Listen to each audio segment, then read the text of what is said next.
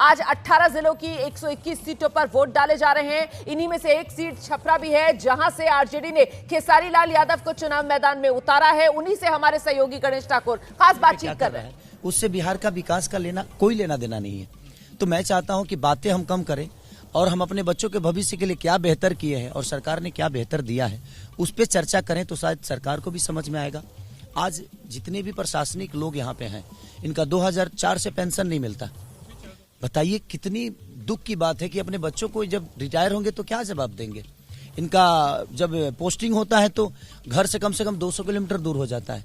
ये कम से कम 60 किलोमीटर के अंदर होती तो शायद ये अपने बच्चों से हर दिन मिल भी लेते और अपने बच्चों को बेहतर संस्कार भी दे पाते और शिक्षा भी दे पाते। मेरा आखिरी सवाल आपसे, कल एक नोटिस आपको मिली और चुनाव मतदान के एक दिन पहले ये नोटिस मिली। कोई बात नहीं, उस पर बात नहीं करूंगा क्योंकि मैंने खून पसीना से उस घर को बनाया है, दिनों रात मेहनत करके बनाया है, बहुत पैसे लगे हैं उस घर में। अब भगवान को मंजूर जो होगा वही होगा, क्योंकि बिना हरि कृपा तीर न डोले। उनके बिना कृपा के एक पत्ता तक नहीं हिलता है। तो खेसारी लाल यादव तो एक मामूली सा छोटा सा इंसान है और इस स्कूल में पढ़ा हूँ, मुझे खुशी हो रही है। आज इस स्कूल में मैं 8वीं तक पढ़ा हूँ।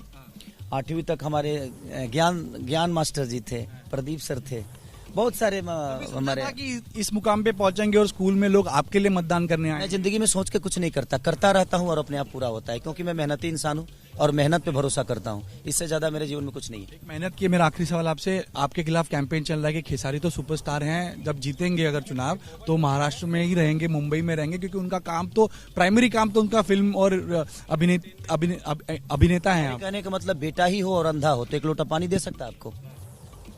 10 साल से छपरा में सीएन गुप्ता चाचा विधायक थे और नाला और वहाँ के जल जमाव की स्थिति अब जाकर देख लीजिए। और बेटा हो और उसके पास आंख होना तो अमेरिका में रह के भी अपने माँ बाप का सेवा कर सकता है और उनका देखभाल कर सकता है। रहना विषय नहीं है सर, रोज दिखना। क्या खेसारी अगर रोज रहे और काम ही ना करे तो क्या फर्क पड़ता है। हमारा काम बोलता है और हम काम करके दुनिया को बताएंगे कि हम क्या हैं। हम ये नहीं कि हम रह के अच्छे बताइए। यहाँ पे तो बहुत सारे लोग हैं माँ बाप के साथ नहीं रखते हैं, वृद्धाश्रम भेज देते हैं। तो उस बेटे का क्या मतलब है।